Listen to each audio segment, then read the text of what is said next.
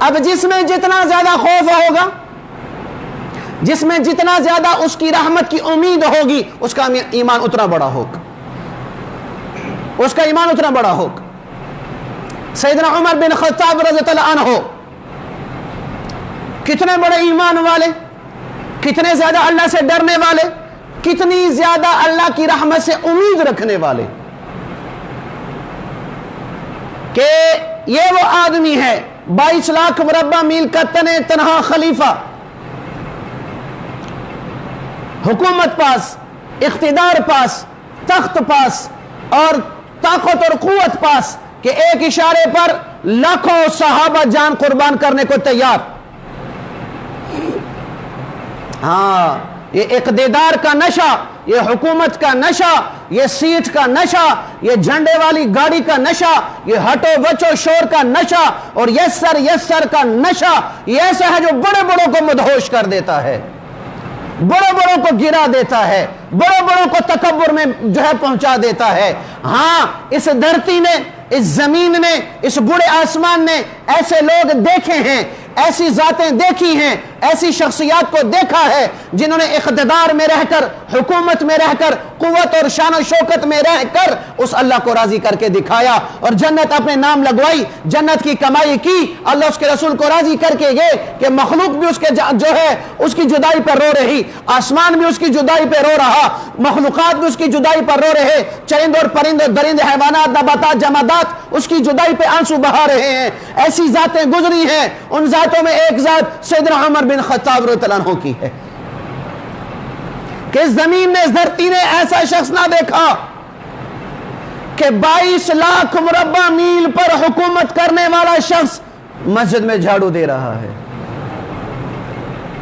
22 لاکھ مربع میل پر حکمرانی کرنے والا 14 پیوند لگے ہوئے کرتے پہن رہا ہے، 22 لاکھ مربع میل پر اسلام کا جھنڈا لہرانے والا مکہ اور مدینہ کی گلیوں میں بیوہ عورتوں کے مشکیزے پانی کے بھر بھر کر ان کے گھروں میں دے رہا ہے۔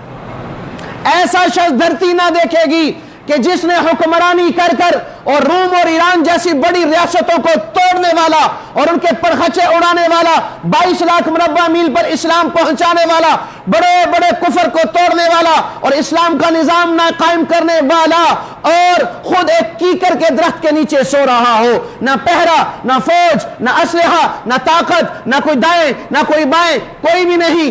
یہ وہ شخص ہے جس نے اقتدار میں رہ کر اللہ اس کے رسول کو راضی کیا اور اپنے آپ کو حکمران کبھی نہ سمجھا، اپنے آپ کو کبھی خلیفہ نہ سمجھا، اپنے آپ کو کبھی بادشاہ نہ سمجھا، اپنے آپ کو کبھی صدر وزیر اعظم نہ سمجھا، اپنے آپ کو سمجھا تو رعایا کا مزدور سمجھا، اپنے آپ کو سمجھا تو رعایا کا خادم سمجھا، اپنے آپ کو اگر سمجھا تو رعایا کا نوکر سمجھا ہے، خادم کبھی نہیں سمجھا۔ کیسے؟ رمضان کا مہینہ، عصر کی نماز کے بعد باہر نکلے، لوگوں کو دیکھا کہ وہ خریداری کر رہے ہیں، افطاری کے لیے سامان خرید رہے ہیں، چلتے چلتے مدینہ کی گلی سے گزر رہے، ایک گلی سے ایک چھوٹی سی بچی کی آواز آئی، اماں گھڑے میں پانی ختم ہو چکا، افطاری کے لیے پانی نہیں ہے، پانی کا انتظام کریں۔ بچے یتیم، ماں بیوہ، بھائی نہیں، کوئی بیٹا نہیں، کوئی اور چاچا بھتیجا نہیں، گھر میں یہ 2 عورتیں بس، ایک بچی ایک ماں۔ ماں نے کہا بیٹا عمر بن خطاب کا زمانہ ہے، عمر بڑی غیرت والا ہے، اگر میں اس حال میں اب نکلی تو اسے بڑا برا لگے گا، لہذا افطاری تک صبر کر لے، کسی چھوٹی موٹی چیز سے افطاری کر لے، نمک سے یا کھجور سے، افطاری کے بعد پانی لے آؤں گی، افطاری کے بعد پانی لے آؤں گی۔ کھاما یہ کیا کہہ رہی ہو، گرمی کے موسم اور پیاس لگی ہوئی اور تو کہہ دے افطاری کے وقت پانی نہ ہوگا؟ یہ باتیں عمر بن خطاب سن رہے ہیں اور خود اپنے وجود پر کپ کپی تاری ہوئی پڑی ہے۔ अंदर गए, आवाज दी, कहा अम्मा मशकीज़ा मुझे दे दे, मैं पानी ले आता हूं। माँ ने कहा सब्र करो बेटा, नमाज के बाद ले आएंगे, नमाज के बाद ले लेंगे। उमर बिन खत्ताब ने घर छोड़ा, अपने घर तशरीफ लाए। घर देखा अफ्तारी का सामान पड़ा हुआ।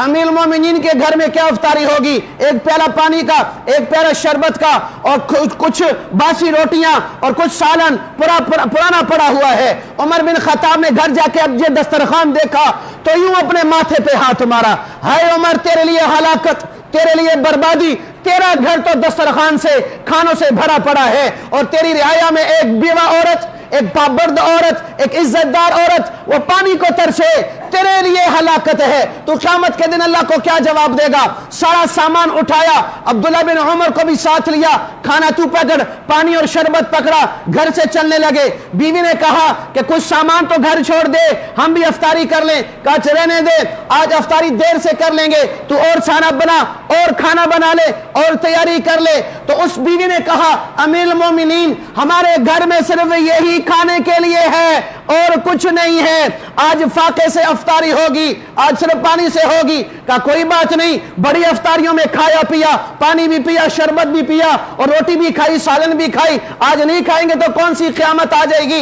लेकिन उमर की रियाया में कोई औरत प्यासी ना रहेगी, कोई फाके की हालत में रोजा अफ्तार न करेगी। सामान उठाया, उसके घर में दरवाजा खटखटाया, बुढ़िया की आवाज आई, कमा ये लो शरबत, ये लो खाना और ये लो पानी, अफ्तारी कर लो और खाना खा लो, शरबत भी पी लेना। उस्मान ने हाथ उठा के कहा मौला हमें उमर की क्या जरूरत, हमें उमर नहीं चाहिए, या अल्लाह इसे ही उमर बना दे, यही उमर होता तो क्या ही अच्छा था, उमर की क्या जरूरत। बेटी ने कहा अम्मा अम्मा इससे पूछ तो सही कि ये कौन है, ये कहां से आया, कहीं यही उमर बिन खत्ताब ना हो। अम्मा ने कहा छोड़ छोड़, उमर को क्या परवाह कि हम भूखे और प्यासे हैं, फाके से हैं, वो तो अपने घर में अफ्तारियां कर रहा होगा, उसे हमारी क्या खबर। अफ्तारी हो गई, रात नमाज के बाद उमर बिन खत्ताब फिर आए, दरवाजा खटखटाया, अम्मा वो मशकीज़ा दे दो। अम्मा ने मशकीज़ा दिया, खुद अपने कंधे पे रखा, जाके मशकीज़े को पानी से भरा, अपना मुंह कपड़े से छुपा लिया, मशकीज़ा उठाया अम्मा के घर, फिर दरवाजा खटखटाया, मशकीज़ा अंदर किया, मुंह मोड़ने लगे। अम्मा ने चादर पकड़ ली, बेटा अपना चेहरा तो दिखा। अम्मा चेहरे को छोड़, जिसके लिए किया वो मुझे जानता है, वो मेरा नाम भी जानता है। कहा बच्चा सब्र कर, एक खत लिखना है, एक पैगाम लिखना है। अम्मा किसके नाम? कहा उमर बिन खत्ताब के नाम लिखना है।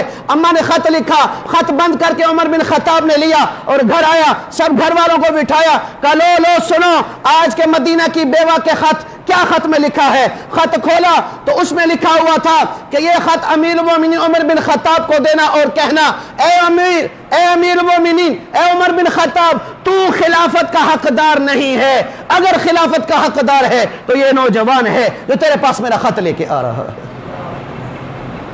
यह खिदमत करके दिखाई है इस आदमी ने, यह निजाम चला के दिखाया है कि खलीफा खादिम होता है, खलीफा हुक्मरान नहीं होता, खलीफा नौकर होता है, खलीफा मजदूर होता है, आवाम की रियाया की खिदमत करने वाला होता है, ना कि आवाम से अपनी खिदमत करवाने वाला। ये वो उमर बिन खत्ताब रज़ियल्लाहु अन्हु हैं, रात को गश्त कर रहे, अब्दुर्रहमान बिन औफ रज़ियल्लाहु अन्हु साथ हैं। घर के करीब से गुजरे तो आवाज आई या उम्मी अलजो, या उम्मी अलजो, हलकनी जो, हाय अम्मा भूख लगी है, हाय अम्मा भूख लगी है, अम्मा मुझे भूख ने मुझे मार दिया, मेरे लिए कुछ पका, मुझे कुछ खिला। दरवाजा खटखटाया, औरत, 4 बच्चे, उसके 4 बच्चे, औरत कहा बहन ये बच्चे क्यों रो रहे हैं? कहा तू कौन है? कहा मुझे छोड़, ये बच्चे क्यों रो रहे हैं? कहा भूख से रो रहे हैं, मैं बेवा और ये यतीम है, घर में खाने को कुछ नहीं, हंडिया मैंने चढ़ा दी, पानी रखा हुआ और पत्थर की ठीकड़ी अंदर डाल दी है, इन्हें आसरा हो जाए तो ये सो जाएं, भूख से बिलबिला के सो जाएं। मेरा और उमर का हिसाब क़यामत के दिन होगा कि मैं अपने सर का दुपट्टा उतार कर उसके गले में डालकर अल्लाह की बरगाह में इसको खींचूंगी कि हमारी तंगी की खबर नहीं रखता, हमारे भूख और फाके की फक्र उसको फिक्र नहीं है, क्यों हमारा हुक्मरान बना है। उमर बिन खत्ताब तड़पे और आंखों से आंसू छलके दौड़े बैतुल माल, सामान उठाया, भोरी में भरा, घर पहुंचाया, घर वालों ने खाना शाना पका कर रख दिया। कहा तू कौन है? سبحان اللہ. پھر فرمایا کہ میں عمر بن خطاب ہوں. وہ عورت ایک دم ٹھٹر گئی کہ یہ کیا؟ کہا ڈرنا میری بہن، اب اتنا بتا کہ کل قیامت کے دن اب میرے گریبان میں چادر ڈال کے مجھے گھسیٹے گی تو نہیں؟ اب تو نہیں مجھے گھسیٹو گی. یہ وہ شخص ہے جو 22 لاکھ مربع میل کا حکمران بن کر یوں خدمت کر رہا ہے اور انصاف کا ایک نظام قائم کیا. غسان ملک کا بادشاہ جبلہ بن اہم مسلمان ہو کر مدینہ آ گیا. عمر بن خطاب نے بڑی عزت دی، بڑا پروٹوکول دیا کہ بادشاہ ہے. مکہ چلا گیا، بیت اللہ کا طواف کر رہا ہے جبلہ بن اہم. پیچھے اس کے غریب آدمی بھی چل رہا تھا تو اس کی لنگی پر اس غریب آدمی کا پاؤں آ گیا تو اس کی لنگی کھلتے کھلتے رہ گئی. اس نے پوچھے مڑ کے دیکھا، غریب زور سے منہ پہ تماچا مارا بادشاہ نے، جبلہ بن اہم نے. وہ غریب ہکا بکا، اس نے کہا میں جان بوجھ کر تو نہیں کیا، رہ شہد تیری دھوتی پر میرا پاؤں آ گیا تو اس میں کیا بڑی بات ہو گئی؟ کہا نہیں تمہیں تمیز نہیں ہے، بادشاہ کی عزت اور وقار کا تمہیں پتہ نہیں. وہ خاموش. دوڑا عمر بن خطاب کے پاس، عمر مجھے انصاف چاہیے، مجھے انصاف چاہیے. کیا ہوا؟ کہ جبلہ نے میرے منہ پہ تھپڑ مارا ہے. عمر بن خطاب نے جبلہ کو خط لکھا میرے دربار میں پیش ہو. جبلہ حاضر ہوا. کہا دو باتیں پیش کرتا ہوں، ایک یا تو اس سے معافی مانگ کر اس کو راضی کر ورنہ سب کے سامنے یہ تیرے منہ پہ تھپڑ مارے گا، بدلہ لیا جائے گا. بادشاہ نے کہا عمر بادشاہ میں اور رعایا میں کوئی فرق نہیں، امیر اور غریب میں کوئی فرق نہیں، کمزور و طاقت میں کوئی فرق نہیں. عمر بن خطاب کا جملہ فرمایا اسلام سب کا فرق مٹا دیتا ہے، اسلام سب کو یکساں اور برابر کر دیتا ہے. کوئی بادشاہ نہیں، کوئی غریب نہیں، کوئی امیر نہیں، کوئی فقیر نہیں، کوئی طاقتور نہیں، کوئی کمزور نہیں. اسلام سب کے لیے برابر، سب کے لیے برابر. یہ بہت بڑا قانون بتایا ریاست مدینہ کا، بہت بڑا اصول بتایا ہے کہ ریاست مدینہ قائم کرنی ہے. اس کا ایک اصول یہ ہے کہ انصاف میں برابری کرو. روٹی چڑھانے والا بیچارہ لٹکایا جاتا ہے اور وہ کھربوں پانے والا عزت سے یوں دو انگلیوں کا وکٹری نکال کر باہر نکل رہا ہوتا ہے، حج کر کے آیا. یہ انصاف نہیں ریاست مدینہ کا، یہ انصاف ہے. جبلہ نے کہا اچھا مجھے رات کو سوچنے کی مہلت دی جائے. کہا ٹھیک. وہ راتوں رات وہاں سے روم چلا گیا، بھاگ گیا. اس نے اپنی بے عزتی سمجھی، ایک غریب سے میں معافی مانگوں یا غریب میرے منہ پہ تھپڑ مارے. جہاں وہاں گیا مرتد ہو گیا، اسلام چھوڑ بیٹھا. عمر بن خطاب کو پتا چلو، بڑا دکھ ہوا، بڑا دکھ ہوا کہ یہ کیا کر دیا اس نے. عمر بن خطاب نے 2 آدمی بھیجے. روم کا سفر 1 مہینے کا، 1 مہینے کا سفر طے کرتے کرتے کرتے 2 شخص وہاں پہنچے. جبلہ سے ملاقات ہو گئی. جبلہ سے کہا امیر المومنین نے پیغام بھیجا ہے، اے جبلہ تو واپس اسلام میں آ جا، تو واپس مسلمان ہو جا.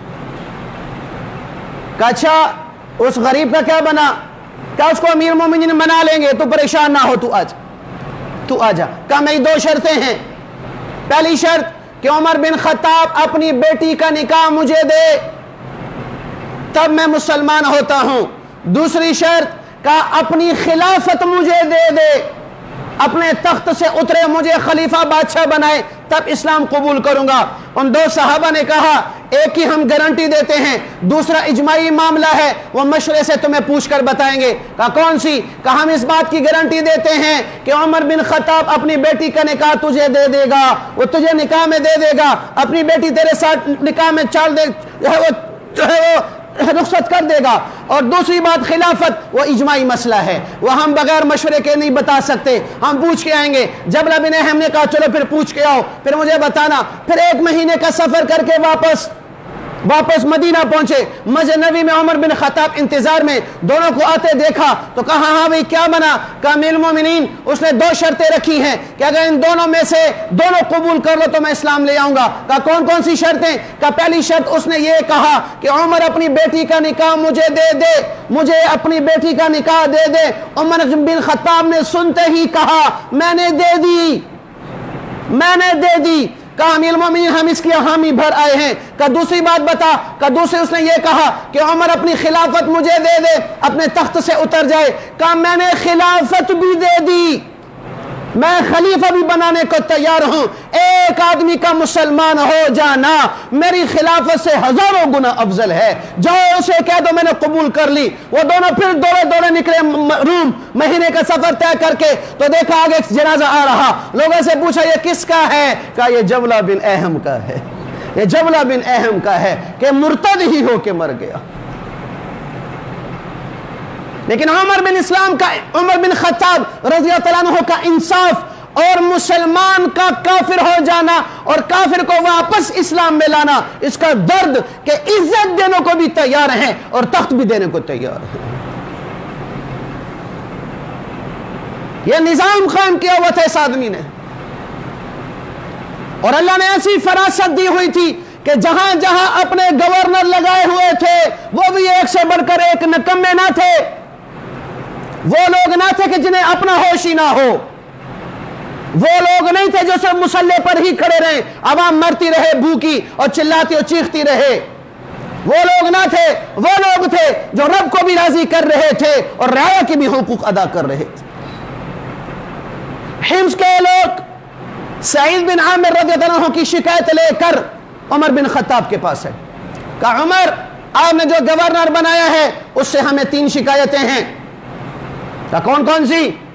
کہ نمبر 1 صبح دیر سے گھر سے نکلتے ہیں, نمبر 2 رات کو ملنے جاؤ تو نہیں ملتا, نمبر 3 مہینے میں ایک چھٹی کرتا ہے. کہا اچھا بلاؤ, سعید کو بلاؤ. عمر بن خطاب بڑے پریشان کہ میں تو بڑا سوچ سمجھ کے آدمی لگایا تھا, یہ کیا ہو گیا. عمر بن خطاب نے گورنر کو ادھر کھڑا کیا, لوگوں کو ادھر کھڑا کیا, نمبر وار شکایت کرو, نمبر وار جواب دو. کہا پہلی شکایت, کہا یہ صبح دیر سے نکلتے. گورنر کی سنو, امیر المومنین گورنر کی, امیر المومنین میں گھر میں اکیلا, میری بیوی بھی اکیلی, میرا کوئی خادم نہیں, میرا کوئی نوکر نہیں, میرا کوئی چاکر نہیں, میرا کوئی واہ کرنے والا نہیں, میرا کوئی دسترخوان نہیں, میرا کوئی کچن کا خرچہ نہیں. میں صبح اٹھتا ہوں, میرے بیوی اپنے گھر کے کچھ کام کرتی ہے, میں صبح اٹھ کر خود اپنے لیے آٹا گوندھ کر روٹی پکا کر کھا کر پھر باہر نکلتا ہوں, اس لیے دیر ہو جاتی ہے. یہ گورنر کی بات بتا رہا ہوں.